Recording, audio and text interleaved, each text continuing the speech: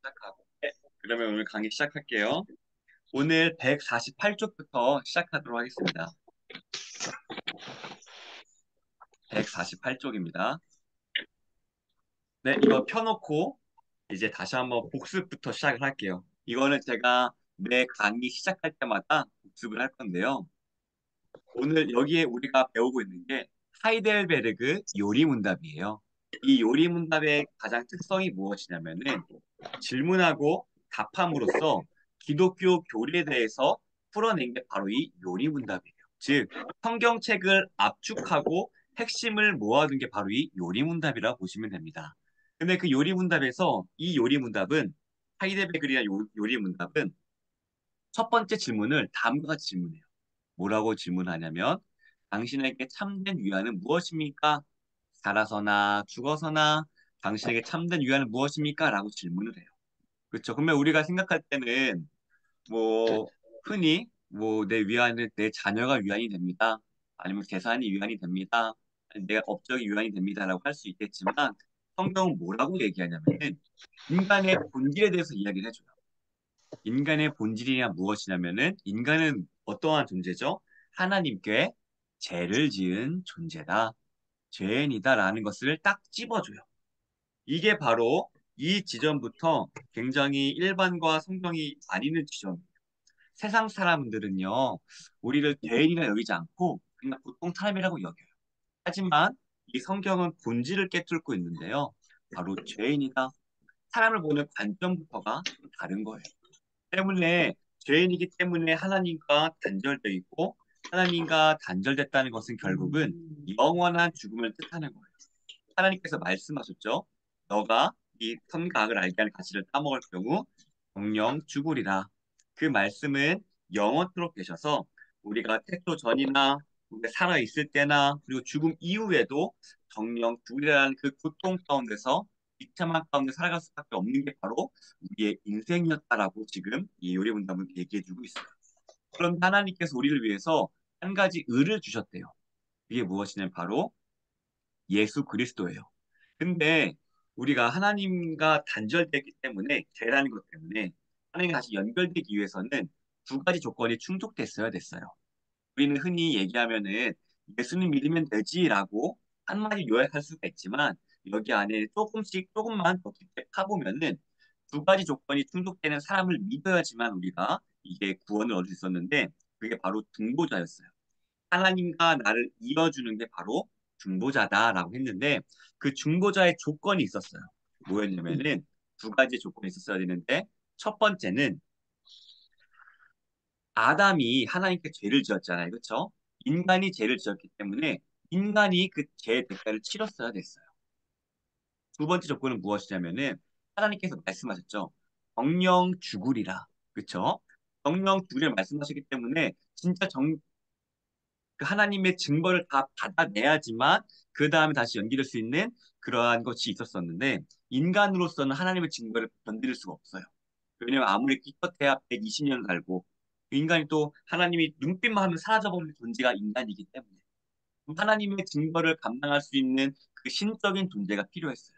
즉 100% 완전한 인간이자 100% 완전히 신인 그 누군가가 와가지고 그 대가를 대신 치러짐으로 말미암아 하나님과 인간과의 끊겨진 그 사이를 연결해 줄 수 있었다라는 거예요.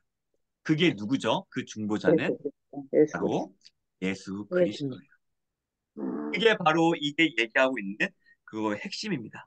그래서 예수 그리스도를 믿어야지만 우리가 예수님의 값주고 산 바 되어지만 우리가 구원을 얻는다라는 거예요. 근데 한 가지 더 나가야 돼요.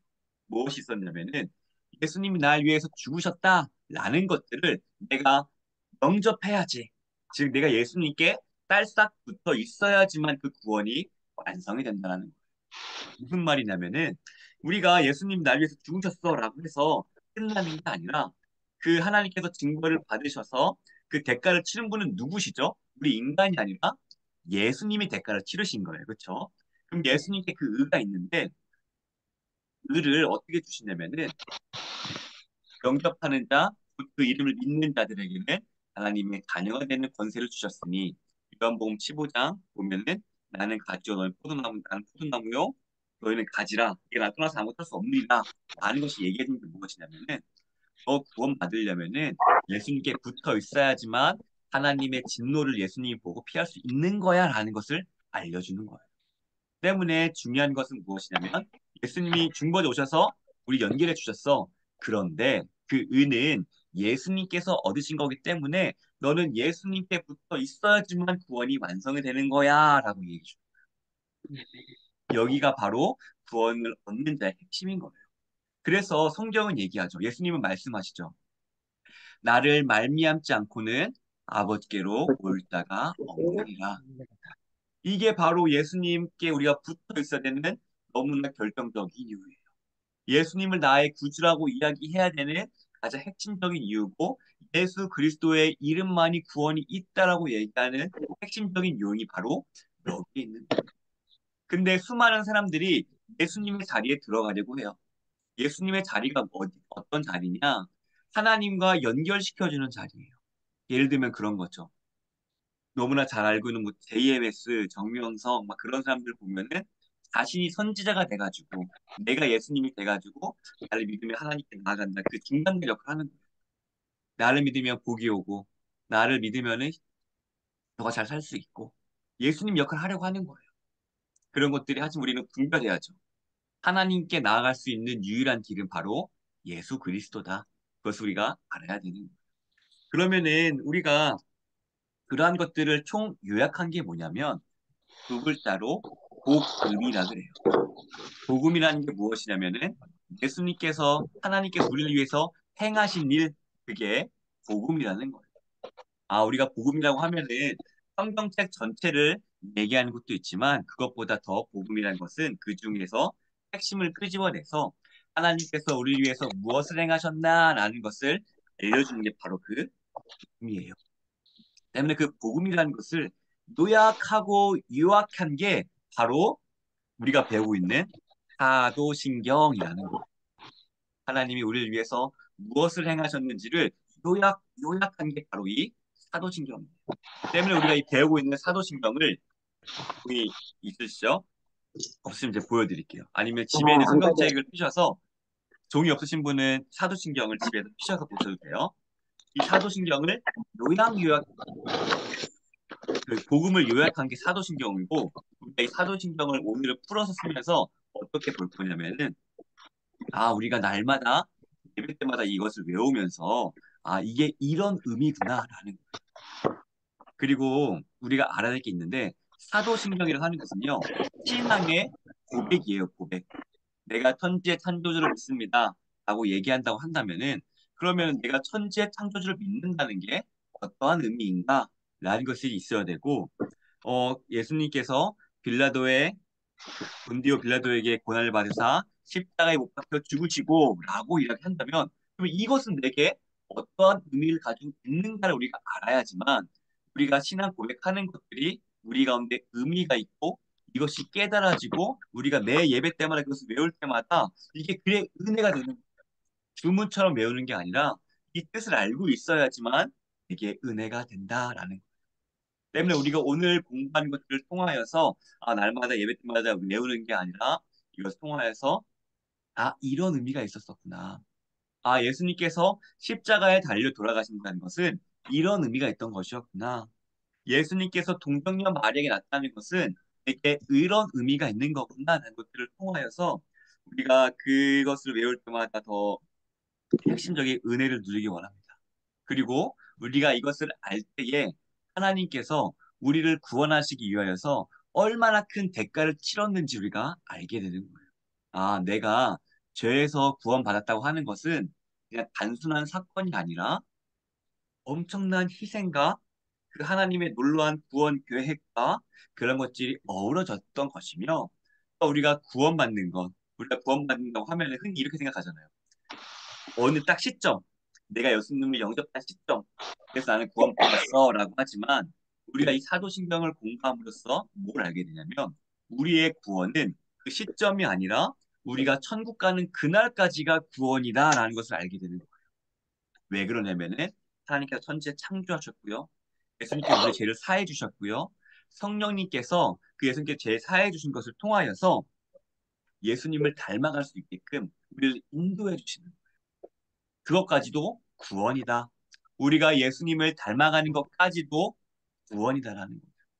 구원은 죄에서 구원받았다는 것과 동시에 내가 세상을 닮아가는 게 아니라 육의 생각을 쫓는 게 아니라 영의 생각을 쫓는 거, 예수님을 닮아가는 거, 그것도 구원인 거예요. 그래서 잠언은 얘기하잖아요. 시편과 잠언은 얘기해요. 너 죄인의 길에 있지 말아라. 너 교만한 자들이 있지 말아라. 음녀에 있지 말아라. 왜 그쪽에 있지 말라 그래요? 그거는 죽음의 길이기 때문에. 즉 그거와 반대되는 길, 그게 바로 구원의 완성을 이루는 것이다라는 것을 우리는 이 공부를 통하여서 사도신경을 통해서 알아갈 거예요. 때문에 우리가 예수님 믿었으니까 땡라고 하는 것이 아니라 예수님을 믿음부터가 이제 또 본격적인 우리의 신앙의 씨름이 될 수가 있는 거예요. 때문에 우리가 이 믿음의 씨름을 생각해야 되고 이 믿음의 씨름을 살아냄으로 말미암아 우리가 우리의 구원을 두렵고 떨리는 마음으로 이룰 수 있는 저와 여러분 되기를 진심으로 소원합니다. 네, 아멘. 그러면은 오늘 이렇게 했고 이렇게 해서 이제 복습을 마친 거고 이제 보도록 하겠습니다. 148쪽에 보면요. 33문을 볼게요. 33문 보면 이제 밑줄을 바로 그어보도록 하겠습니다. 우리 역시 하나님의 자녀인데 그분을 왜 하나님의 독생자 동그라미 독생자라 부릅니까? 라는 거예요. 우리는 그러면은 한 가지 질문 같은 게 있을 수 있을 것 같아요. 그러면은 왜 외아들도 되는데 왜 굳이 독생자라고 했을까? 그렇죠. 그리고 사도신경에는 실제로 우리가 외우고 있는 현재 사도신경은 외아들이라고 돼 있어요. 그렇죠? 근데 세 번역은 이제 독생자로 바뀌긴 했는데 왜 독생자라는 말이 강조가 되어야 될까라는 것에 대한 이야기를 지금 쓰고 있는 거예요. 그러면은 답을 한번 보도록 할게요. 읽어볼게요. 왜냐하면 오직 그리스도만 본질로 하나님의 영원한 아들 동그라미하고 이시기 때문입니다. 우리는 그리스도를 말미암아 은혜 동그라미 입양된 하나님의 자녀 동그라미입니다라는 거예요. 우리는 여기서 한 가지 사실을 발견하게 됩니다. 어떠한 사실을 느끼게 되냐면요. 충격적인 사실이에요. 우리가 하나님의 자녀라라고 얘기하지만 그 하나님의 자녀가 어떤 자녀라고요? 본질상 자녀는 예수님밖에 없는 거고 우리는 유당된 자. 입양된 자녀다라는 거예요. 근데 우리가 왜 입양된 자녀라는 게 왜 더 맞냐면은 에베소서 말씀이 이 말씀이 있어요. 우리를 뭐라고 표현하냐면요. 우리는 본질상 진노의 자녀였다라고 에베소서 말씀을 하고 있어요. 이게 무엇이냐면은 우리는 죄인이었다라는 거예요. 우리는 본질상 죄인의 자녀였고 사탄의 그러한 하수인 같이 그렇게 살아갈 수밖에 없는 존재였었다라는 거예요. 그런데 그런 것을 하나님께서 은혜로 끄집어내셔서 자녀 삼아 주셨다라고 하거든요. 그래서 우리가 하나님의 자녀가 되었다라는 거예요. 그러면은 이것에 대해서 한 가지 생각을 더 해볼 수가 있는 게 그러면은 저도 하나님께 입양당했고 권사님과 집사님들도 하나님께 입양당했으니까 서로 높고 낮음이 있을까요? 우리는 서로 높고 낮음을 따짐보다 뭐가 더 크게 작용해야 되냐면은 은혜가 더 크게 작용해요. 아, 이런 나를 받아주셨구나. 아, 이런 죄인. 아, 죄인 중에 괴수인 나를 자녀 삼아 주셨구나. 아무런 대가를 보지도 아니하시고 이런 나를 자녀 삼아 주셨구나. 라는 것에 우리가 포점을 둬야 되는 거예요. 아, 내가 입양당했다는 거. 내가 죄인 되었을 때에 예수 그리스도께서 죽으심으로 말미암아 자신의 사랑을 확증하셨느니라라고 하시면서처럼 내가 무슨 재능이 있어서 날 죽으신 게 아니라 내가 예수님께 이쁜 짓 해서 그러신 게 아니라 내가 죄인이고 죄밖에 지을 줄 모르고 내 이익만 챙기고 죽음으로 직행하고 있는 이런 나 있는 그대로 나를 그냥 이렇게 죽으셨던 거예요. 그리고 자녀 삼아 주신 거예요. 우리는 은혜를 입은 자다. 그리고 동시에 어떻게 생각해야 되냐면은 내 지금 화면에 있는 사람들 그리고 내 가족들 하면서 뭘 생각해야 되냐면은 이것도 그리스도인이 사람을 대하는 기본적인 원리여야 되는데요. 우리가 대하는 권사님들, 집사님들, 사람들은요. 또한 존재냐면 예수님께서 목숨 걸어서 구원한 사람들이에요. 주여. 너무나 귀한 존재들인 거예요. 우리가 함부로 할 수 없는 존재들인 거예요. 그 모습이 설령 죄인 같고 어리석고 시간을 낭비하는 것 같고 왜 저런 사람 위해서 예수님이 죽으셨나라는 생각이 들 수 있겠지만 변하지 않는 사실은 무엇이냐면은 하나님 예수님께서는 그를 위하여서 죽으셨다는 거예요. 그리고 예수님 하나님께서는 그를 자녀로 입양해 주셨다는 거예요. 때문에 우리 그리스도인들은요 사람을 대할 때 그 사람이 나타난 그러한 겉의 외모를 바라보는 것이 아니라 본질적으로 뭘 봐야 되냐면은 예수님께서 그를 위해서 행하신 일을 바라봐야 돼요. 그래서 존귀 여겨야 되는 거예요. 그래서 우리는 형제님, 자매님이라고 부르는 거예요. 왜요? 하나님께서 입양시켜 주셨잖아요. 미워도 내 형제 자매인 거예요. 때문에 우리가 교회 안에서 싸우고 분란이 일어난다는 것은요, 하나님의 마음을 찢어지게 하는 거예요. 우리가 자녀를 낳으신 분들은 아시겠지만, 형제들끼리 싸우면 어떨까요? 얼마나 마음이 아파요. 마찬가지로 우리가 교회 안에서 싸운다는 거, 마음이 나뉜다는 거, 그거는 하나님의 마음도 똑같이 나뉜 것과 같은 거예요. 왜요? 형제 자매, 내가 예수님의 피로 산 그 형제 자매들이 나뉘니까. 때문에 우리는 교회 안에서 그러한 존중하는 거, 그리고 사랑하는 마음으로 이렇게 나뉘어지지 않도록 애써야 돼요. 교회 나뉜다는 것은 결국은 뭐냐면 하나님의 마음을 찢는 것이다. 그렇게 생각하면서 아셔야 되고, 그리고 본질로 하나님의 자녀는 예수님밖에 없다. 그래서 독생자예요. 하나님은 딸이 있을까요, 없을까요? 딸이 없습니다. 네. 그래서 독생자라고 못 박은 이유가 무엇이냐면은 오해를 없게 하기 위해서예요. 왜냐면은 이게 당시에 쓰였을 때에도 이단들이 엄청 많았어요. 그러니까 처음에는 외아들이라고 했다가 왜 외아들이면은 딸도 있는 거 아니야? 라고 하면서 딸이 있다라고 하는 이단들이 나타나게 됐어요. 그 옛날 초대 교회 때 얘기예요. 그러니까 그러한 오해를 없애기 위해서 독생자라는 말을 딱 쓰면서 독생자라고 하면은 아들 하나지. 독생자 예수 그리스도지라고 하면서 딱 정해놔서 오해가 없게끔 독생자라고 딱 못 박은 거예요. 그래서 우리가 하나님 영원하신 아들은 본질상 아들은 예수님밖에 없고 우리는 입양된 존재들이다. 그리고 입양된 존재들이라는 게 뜻하는 게 무엇이냐면은 우리 모두가 하나님께 입양된 은혜를 입고 있고 또한 은혜를 입은 자로서 그것을 갚으면서 그리고 자랑할 수가 없겠죠. 내 은혜를 입었으니까. 그러니까 거저 받았으니 거저 받은 것으로 하나님의 자녀의 지위로서 살아가면서 살아야 된다라는 것으로 이해하면 좋을 것 같습니다.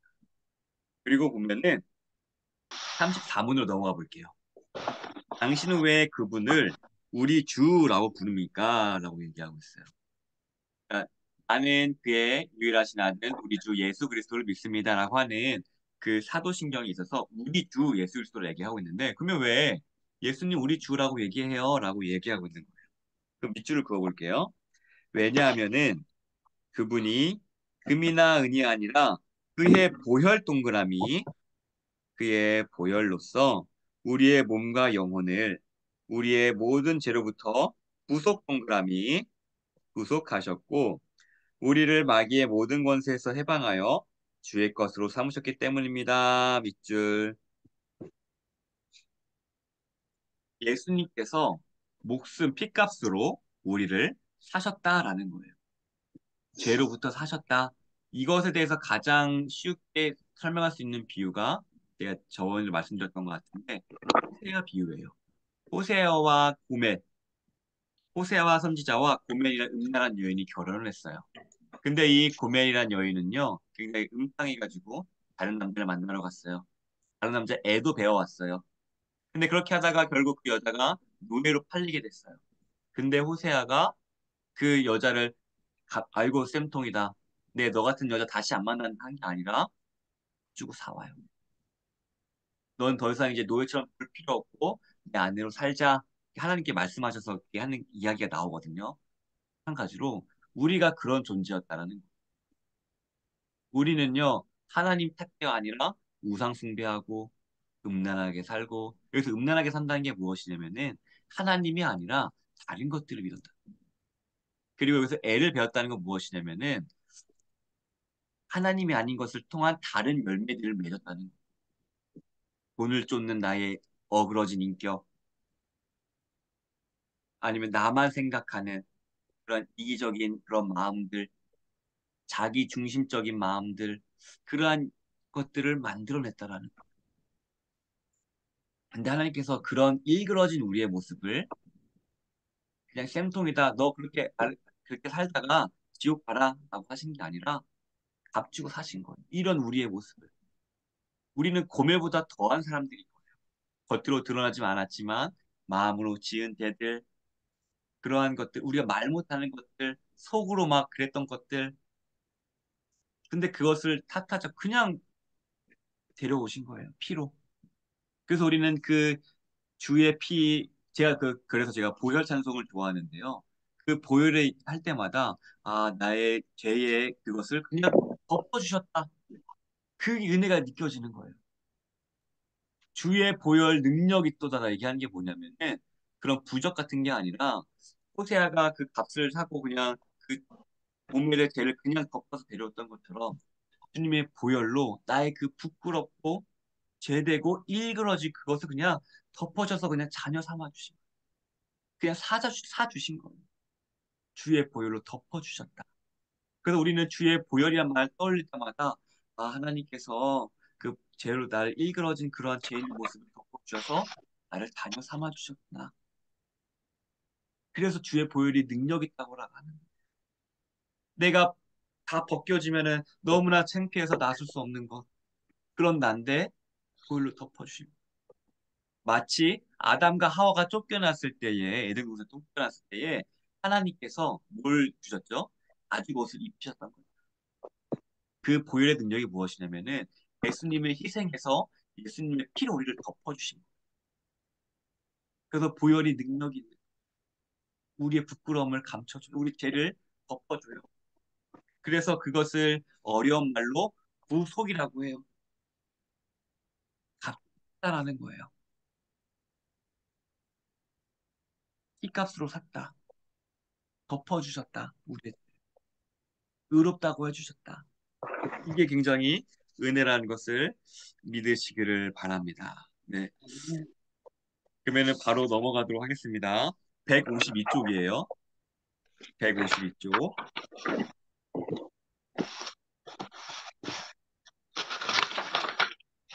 네, 152쪽을 보면은 35분 바로 이어가서 볼게요. 그분은 성령 동그라미 할게요. 성령. 성령 동그라미로 잉태하사 동정녀 마리아에게 나셨으며 라는 말로 당신은 무엇을 고백합니까? 라고 되어 있습니다. 우리가 이제 본격적으로 이제 고백하면은 뭘 의미하냐라는 걸 얘기를 하는데 동정녀 마리아에게 나시고 본디오 빌라도에게 고난을 받으사 하여튼 그러한 내용들이 있잖아요. 그러면은 성령으로 잉태해서 동정녀 마리아에게 나셨다라는 것이 그냥 머리로 알겠는데 이것이 담고 있는 의미가 뭘까요? 성령으로 잉태했어. 그리고 동정녀 마리아에게 나셨어. 그래서 어떻게 보면 사실인 것 같은데 머리로는 지식적으로는 아는데 이것이 나의 신앙 고백이 있어서 어떠한 연관이 있을까라는 것들을 오늘 답을 보면서 볼게요. 볼게요. 답을 보겠습니다. 동그라미 쳐볼게요. 하나님의 영원하신 아드님 동그라미. 하나님의 영원하신 아드님은 참되고 영원한 하나님이시며 여전히 참되고 영원한 하나님으로서 성령의 사역으로 동정녀 마리아의 살과 피로부터 참된 인성 동그라미를 취하셨습니다. 그리하여 또한 다윗의 참된 자손이 되고 모든 일에서 그의 형제들과 같이 되셨으나 애는 없으십니다라는 거. 우리는 이것을 통해서 무엇을 볼 수 있냐면은 중보자의 사역이 비로소 시작되었다라는 것을 볼 수 있어요. 아까 앞서 말씀드렸듯이 하나님과 인간을 다시 이어줄 수 있는 사람이 중보자다라고 얘기했어요. 그렇죠? 근데 그 중보자의 조건이 있었으니 100% 사람, 왜 사람이 대일적이기 때문에 그리고 100%신 하나님의 증거를 감당해야 되기 때문에 그 두 가지를 충족하는 분이 바로 예수님인데 그 예수님이 100% 인간의 몸으로 그리고 성령으로 잉태해서 죄가 없게끔 아담의 씨가 죄를 물려주기 때문에 없게끔 그렇게 막으셔서 100% 인간과 죄를 없으시고 그리고 신의 모습으로 오셨다라는 것이 바로 이것이 의미하는 거예요. 35분이. 중보자의 사역이 시작되었구나 하는 본 것이고 그리고 여기서 더 큰 그림을 생각하면은 하나님께서는 우리를 위하여서 구약 성경에 말씀하시고 밑에 보면 다윗의 3등 대주인 되시고 이런 거 있잖아요. 그렇죠? 그에게 말씀하시고 신약에 성취하셨다. 라는 것을 우리가 볼 수가 있는 거예요. 하나님의 이러한 구원 계획은 갑자기 짠 하고 나타난 게 아니라 하나님께서 미리 예언하시고 그리고 말씀하시고 이루셨다라는 거예요. 그럼 이것이 우리에게 위안이 되는 게 무엇이냐면은 우리가 하나님의 자녀잖아요. 그렇죠? 하나님의 자녀는 하나님이 함께하기 때문에 망할까요? 안 망할까요? 망하지.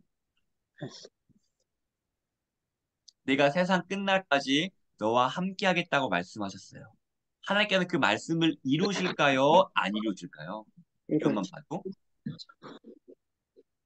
때문에 이게서 우리가 위안이 되고 하나님의 계획 가운데 우리가 살고 있구나라는 것을 우리가 여기서 통해서 또한 느낄 수가 있는 거예요. 하나님께서 구원 계획도 이렇게 이루셨듯이 우리를 향한 말씀들 또한 우리의 인생 가운데서 이루시겠구나. 그리고 구원 이미 이루어졌잖아요. 우리 가운데. 그렇죠? 음. 예수님을 믿기 때문에 이미 이루어졌어요. 우리 안에.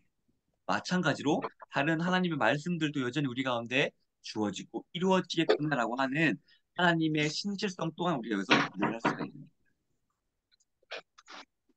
첫 번째는 정말 예수님께서 중보자로 오셨구나. 난 예수님 오셨구나. 그리고 이것을 통해서 우리는 하나님의 계획 가운데 있고 하나님 가운데 우리가 망할 일 절대 없겠구나. 그래서 우리가 알 수가 있는 거예요.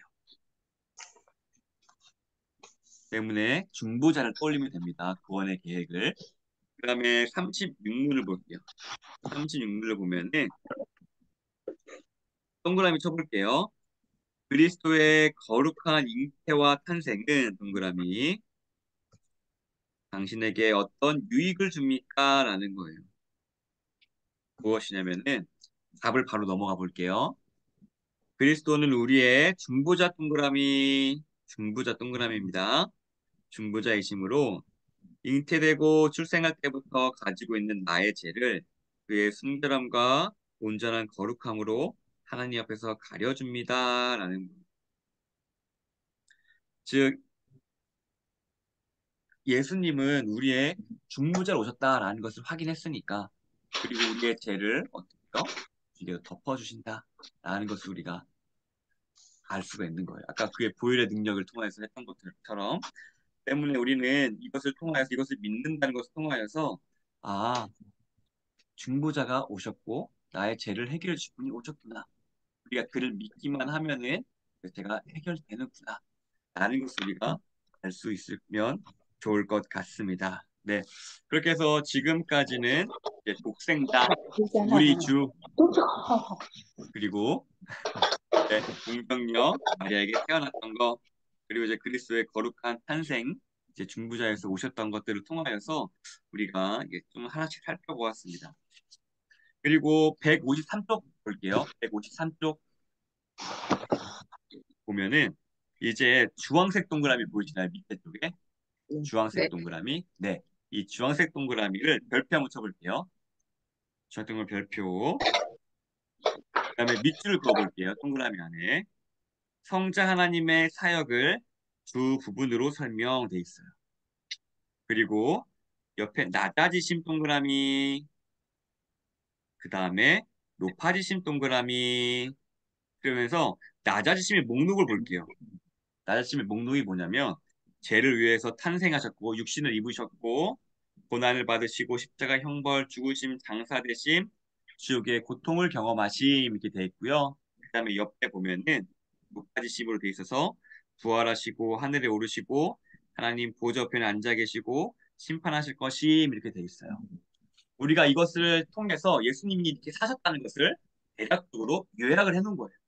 아, 예수님께서 뭐 몇 살 때 태어나셔서 이렇게 하셨고 이렇게 하셨고라는 것을 요약해 놓은 게 바로 예수님께서 낮아지셔서 이 땅에서 사셨고 그다음에 높아지심으로 부활하셨다라는 것을 볼 수 있는데 우리는 여기서 성경 한 구절을 떠올릴 수가 있어요. 뭐냐면은 우리가 장차 다가올 영광은 우리가 지금에 당하는 고난과 없다라는 거예요. 예수님께서 너무나 힘들지만 하나님 피할 수만 있다면 이 잔을 내게 피해 주십시오라고 했지만 그럼에도 불구하고 담대하게 그것을 선택할 수 있었던 것은 무엇이었냐면은 이 높아지심과 부활이라는 영광이 있었기 때문에 마찬가지로 우리의 신앙도 예수님과 빗대보면 되게 좋을 것 같아요. 무슨 말이냐? 우리가 누군가를 위해서 희생을 선택할 수 있는 거, 용서를 택할 수 있는 거, 내가 기독교 신앙을 믿음으로 말미암아 손해를 감수할 수 있는 거. 왜요? 하나님께서 이 땅에 오셨을 때에 도와줄 것을 알기 때문에.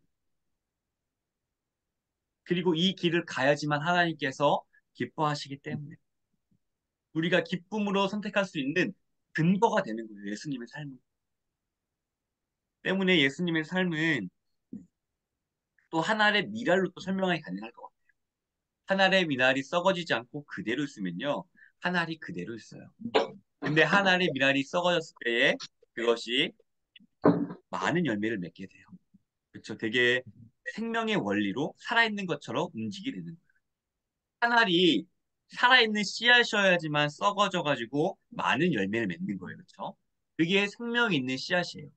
반대로 생명이 없는 씨앗은요. 땅에 있으면요. 그대로 한 알이 그대로 있는 거예요. 이게 우리의 삶을 보여주는데 우리는 예수님의 생명을 받은 자들이에요. 그렇죠? 하나님과 연결이 끊어서 죽어있는 자들이었지만 예수님을 말미암아 생명을 얻은 존재. 그러면 우리는 생명이 있는 씨앗일까요? 생명이 없는 씨앗일까요? 생명이 있는 씨앗이요. 그러면 우리는 우리가 심겨진 땅이 있을 거 아니에요. 우리가 심겨진 가정이 있을 거 아니에요. 우리가 심겨진 일터나 만난 인간관계가 있을 거 아니에요. 그렇죠? 그럼 우리는 그것에 심겨졌을 때에 우리는 어떻게 살아가야 될까요? 진짜 살아있는 씨앗처럼 거기에 심겨지고 썩어짐으로 말미암아 많은 열매를 맺는 존재 우리는 부름을 받은 거예요. 보내심을 받은 거예요. 우리는 그 자리는 제가 알진 못해요. 권사님들과 집사님들의 가정, 일터, 인간관계, 모든 관계, 그 영역에 있어서 우리는 이것을 보면서 그걸 느껴야 돼요. 아, 내가 여기서 생명이 있는 존재로서 내가 썩어짐으로 말미암아 는 열매를 맺게 되는 거예요. 여기서 내가 썩어진다는 것은 무엇일까요?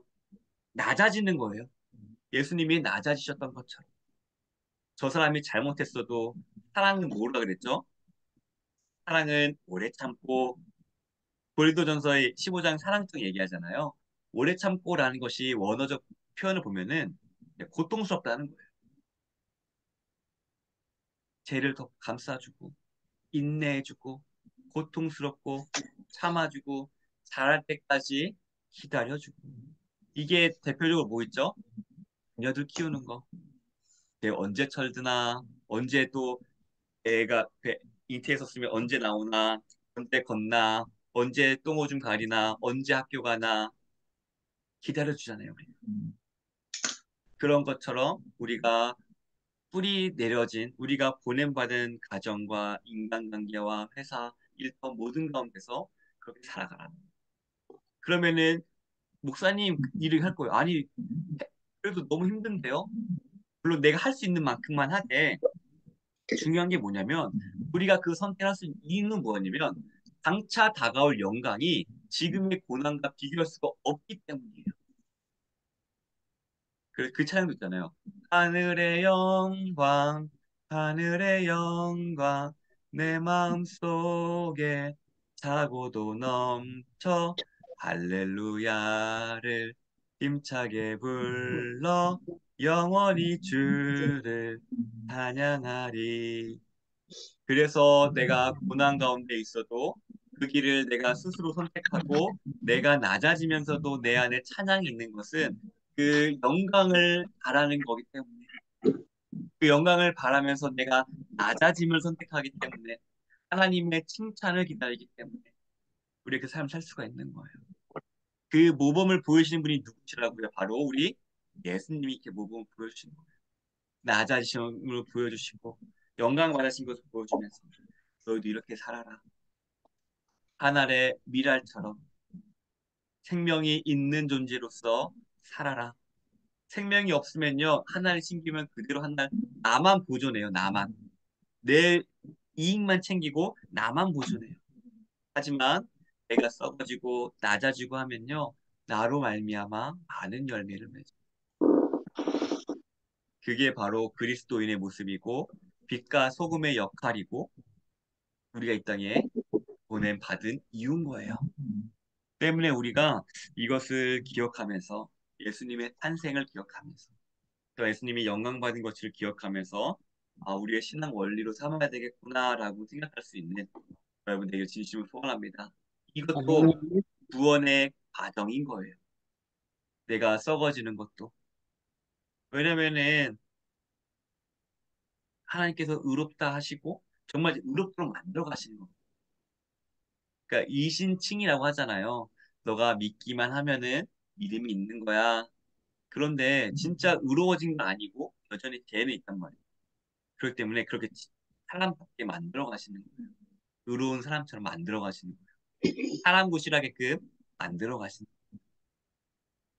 그게 바로 우리의 인생 가운데 펼쳐지는 것이다 라고 생각하시면은 좋을 것 같습니다. 네, 넘어가 보도록 하겠습니다. 156쪽이에요. 네, 혹시 멈춰서 잠깐 여기까지 질문이나 그런 거는 있으시지 있으신가요? 네, 네. 어떻게 네. 좀 왔다 갔다 하면서 해야 되는데 제가 어떻게 왔다 갔다 해야 될지 몰라가지고 일단은 네, 쭉쭉 가는데 혹시나 궁금한 거 있으면 편하게 네, 말씀해 주세요. 네, 156쪽을 보면요. 37문을 볼게요. 그래서 고난받으사 동그라미 해볼게요. 고난받으사라는 말로 당신은 무엇을 고백합니까? 라는 거예요. 네, 우리가 사도신경 하나하나 그 단어들을 보면서 이것도 이 고백이 되게 무슨 의미가 있지라는 것을 알려줍니다. 때문에 우리가 사도신경을 외울 때마다 뭘 배워야 되냐면은 나는 천지의 창조주 하나님을 믿습니다라고 한다는 것은 무엇이냐면은 내 천지의 창조주 하나님이 내 인생 책임지지 그것을 떠올릴 수 있어야 되는 거. 그러니까 그 말이 굉장히 응축되어 있기 때문에 우리는 그 말을 통하여서 이것을 펼쳤을 때 이런 의미를 담고 있구나라는 것을 깨닫는 거예요. 그래서 오늘은 이 질문은 우리가 고난을 받으사 십자가에 못 박혀 죽으시고라고 했을 때에 그 고난을 받아라는 것이 내 인생에 어떠한 의미가 있는가라는 것을 한번 살펴보는 거예요. 답을 볼게요. 그리스도는 보이시죠? 밑줄을 그어볼게요. 그리스도는 이 세상에 사셨던 모든 기간에 특히 생애 마지막 시기에 별표 칠게요. 별표. 그 다음에 밑줄 모든 인류에 죄에 대한 하나님의 진노를 자신의 몸과 영혼에 짊어지셨습니다. 네, 쭉 밑줄 그을 거예요. 그분은 유일한 화목제물 동그라미, 화목제물로 고난을 당함으로써 우리의 몸과 영혼을 영원한 저주로부터 구원하셨고, 우리를 위해 하나님의 은혜와 의와 영원한 생명을 얻으셨습니다. 고난을 받으사라는 게 무슨 의미냐면은 별표 쳤던 거, 밑줄, 뭐죠? 모든 인류의 죄에 대한 하나님의 진노를 하나님께서 짊어지셨다라는 거예요. 고난을 받으사라고 했을 때 우리가 떠올려야 되는 것은 무엇이냐면은 하나님께서 우리 인류의 죄를 위하여서 죽으셨구나. 죄를 다 안으셨구나. 하는 것을 기억해야 되는 것. 그리고 우리가 화목제물이라 동그라미 쳤죠. 이 네. 화목제물이라는 게 무엇이냐면은 하나님과 말 그대로 화목하게 하는 거, 하나님과 다시 연결되는 거, 그 제물이거든요. 예수님께서 그렇게 스스로를 다 짊어지고 죽으셨구나, 희생하셨구나, 라고 보면 돼. 이거 희생하셨구나. 때문에 우리는 예수님의 희생으로 무엇을 얻었죠? 구원. 우리가, 그쵸, 우리를 구원하셨, 그와 영원한 생명을 얻었습니다. 예수님의 희생하심으로 말미암아 우리가 많은 열매를 냈습니다. 이게 바로 대표적으로 한 알의 미랄이 떨어져 썩어졌을 때에 많은 열매를 맺은 것에 대한 대표적인 거예요.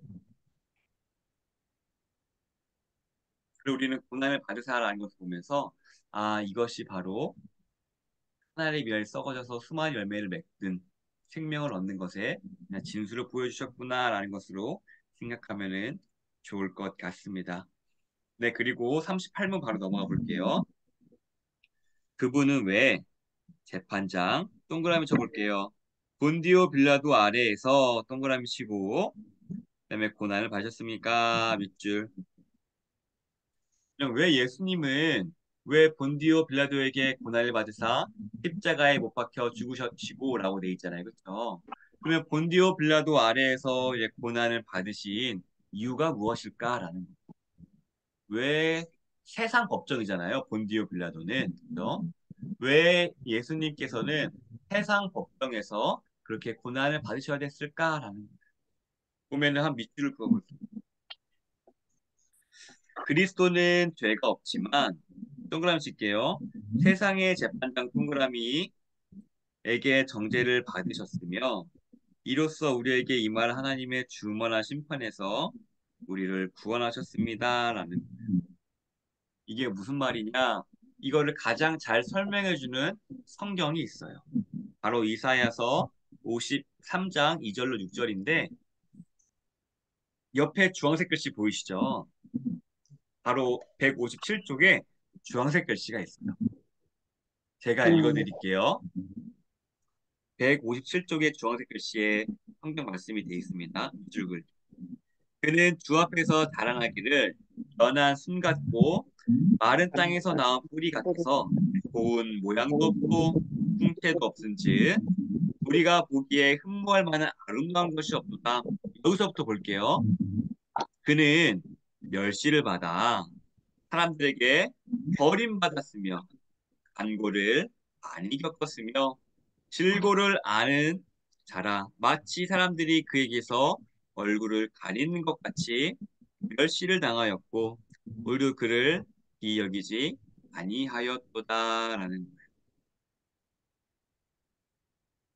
세상 걱정에서 당했던 게 뭐냐면 사람들에게 외면당하시고 고통당하시고 그러한 것들을 요약해주고 있다라는 것을 우리가 보면 되는 거예요. 세상에 외면을 당하셨고 많은 간고를 겪으셨구나. 일고를 겪으셨구나. 멸시를 당하셨구나. 아무도 그를 기이 여기지 않으셨구나. 라는 것들을 대표적으로 세상 법정에서 함으로써 세상에서도 인정받지 못하였다라는 것을 보여주는 거예요. 우리는 세상의 법정이 되게 정당할 것 같잖아요. 근데 그렇지가 않아요. 세상 법정에서도 보호받지 못했던 멸시당하셨던 그 예수님의 그것을 드러내주고 있다라는 것을 알 수 있고요. 그 다음에 39문을 볼게요. 이제 이거는 좀 많은 모르시는 분들이 꽤 계실 거예요. 왜 십자가에 못 박히심이 왜 의미가 있을까? 왜 십자가에 못 박혀 죽으시고라고 했을 때에 왜 십자가에 못 박히는 것이 의미가 있을까라는 것에 있어서 뭐 그냥 옛날 십자가 형벌이지 않을까요?라고 할 수 있는데 여기에도 성경적인 의미가 있어요. 그 의미를 같이 한번 살펴볼게요. 39문을 보면은 그리스도께서 십자가에 못 박히심 동그라미 쭉 밑줄이에요. 달리 돌아가신 것보다 특별한 의미가 있습니까? 물어보는 거예요. 십자가에 돌아가신 게 의미가 있습니까? 라는 거예요. 이게 의미가 있습니다. 어떠한 의미가 있는지 답을 한번 살펴볼게요. 쭉 밑줄 그어볼게요. 그렇습니다. 십자가에 달린 자는 하나님께 저주를 받은 자 동그라미, 하나님께 저주를 받은 자 동그라미 이므로 그가 십자가에 달리심은 내게 임한 저주를 대신 받은 것이라고 나는 확신하게 됩니다. 밑줄. 이게 무슨 말이냐? 신명기 21장 23절에는요, 이런 말씀이 있어요. 나무에 매달린 자는 하나님께 저주를 받은 자다라는 말씀이 있어요. 우리는 십자가가 무엇으로 만들었죠? 나무로 만들었어요.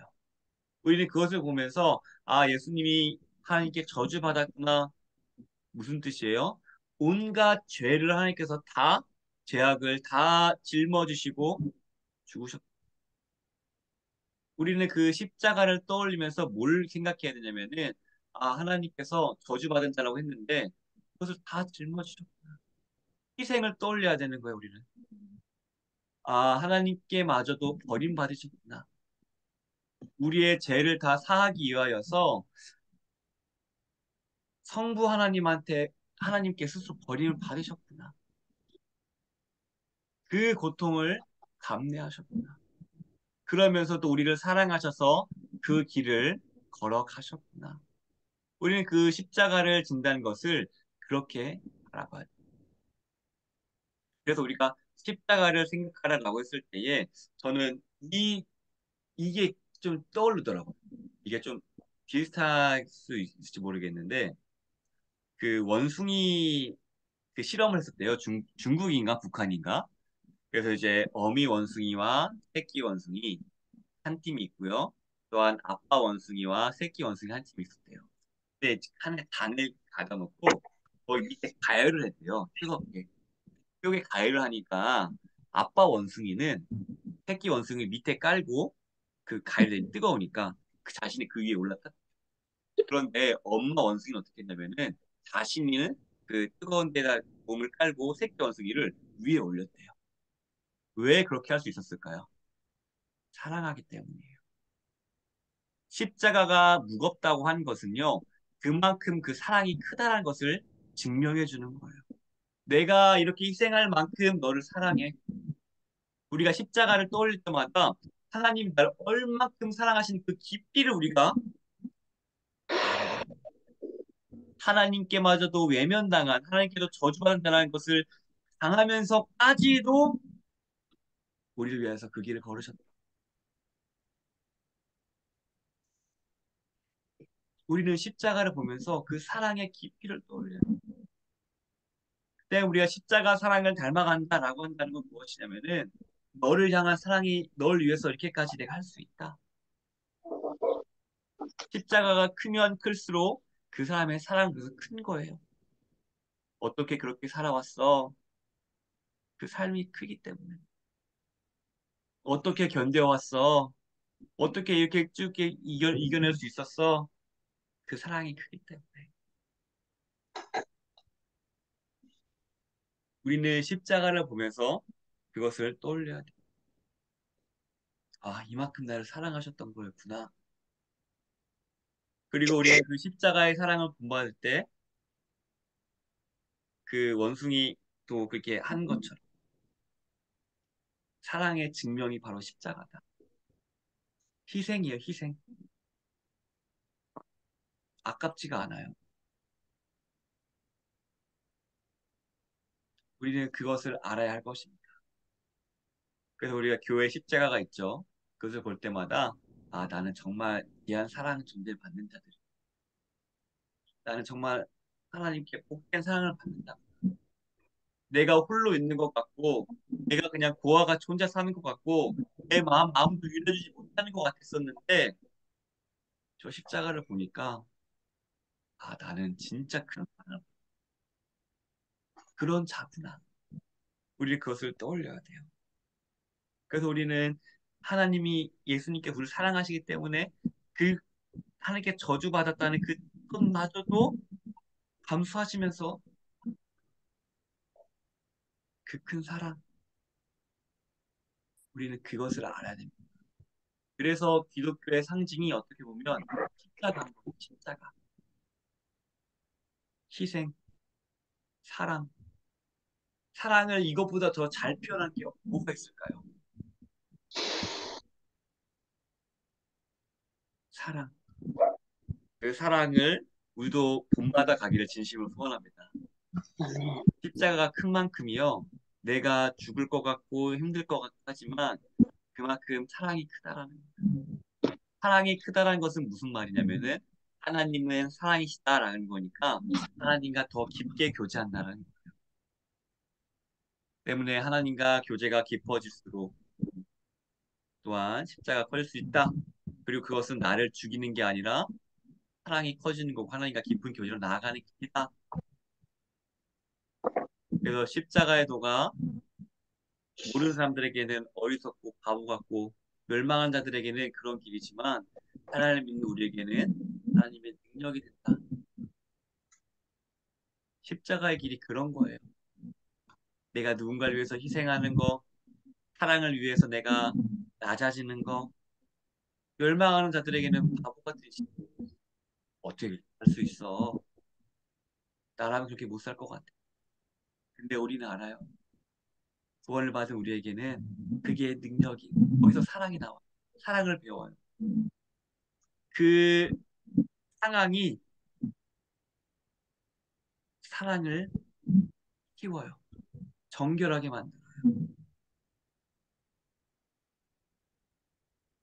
이거는 세상이 만들어줄 수 없는 거예요. 하나님이 그 상황들을 통하여서 우리의 사랑을 정결하게, 거룩하게, 빛나는 그 사랑을 하고 또한 우리의 그 사랑으로 누군가는 평생의 마음에 새겨져서 그 사랑에 또 힘입어서 살아가요.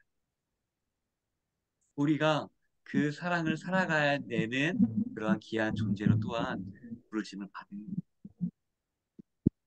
십자가는 우리에게 해가 되는 게 아니라 사랑을 맛보게 하고 살게 하고 또한 그것이 또 누군가의 인생에 있어서 길을 비춰줘요. 상처를 어루만져주고 생명이 돼요. 때문에 그 십자가의 길 우리가 기쁨으로 무섭지만 두렵지만 떨리지만 하나님께서 그 죽는 길이 아니라 생명의 길이기 때문에 그 길을 담대하게 혹시나 그 기로에 있으신 분이 계시다면은 그 길로 갈 수 있도록 함께 가고 함께 기도하며 갔으면 좋겠습니다. 아멘. 네, 그러면은 오늘은 여기까지만 하고 마치도록 하겠습니다. 네, 오늘 배웠던 것들 잠깐 복습하면서 궁금했던 것들 한번 살펴보려고 하는데요.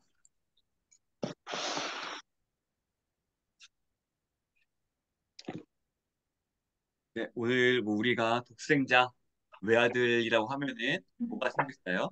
이게 이단이 생길 수 있다. 여지를 주면 안 된다라는 거예요, 그렇죠? 그러니까 우리가 그래서 우리가 단어 선택들이 굉장히 중요한 것 같아요. 왜냐면 여지를 줄 수 있기 때문에 그 독생자고 하나님만이 본질상 유일한 자녀고 우리는 어떻게 된 존재라고요? 하나님께 입양된 이 아멘. 자녀들. 우리는 다 입양됐기 때문에 모두 다 형제 자매라고 얘기하는 게 여기에서 나오는 형제 자매끼리 싸우면은 누구 마음이 찢어지죠? 부모님 마음이 찢어지죠. 때문에 우리가 교회 안에서 사랑하고 화목한 이유가 내 은혜 받은 것들을 감사하게 표현하는 것이고 또 하나님의 마음을 안 아프게 사랑하는 사랑하는 마음을 시원케 하기 위해서 한다라는 거고 우리는 그 보혈을 생각하면서 주의 보혈 능력이 또다. 그 능력 있는 것이 나의 죄를 덮어주시는 것. 우리가 아담과 하와가 쫓겨났을 때에 하나님께서 그들의 몸을 감추기 위해서 동물의 가죽옷을 덮어주셨대. 주님의 보혈은 나의 그 죄를 감싸주신 그 은혜다. 값주고 사셨다. 라는 것을 우리가 한번 볼 수가 있고요.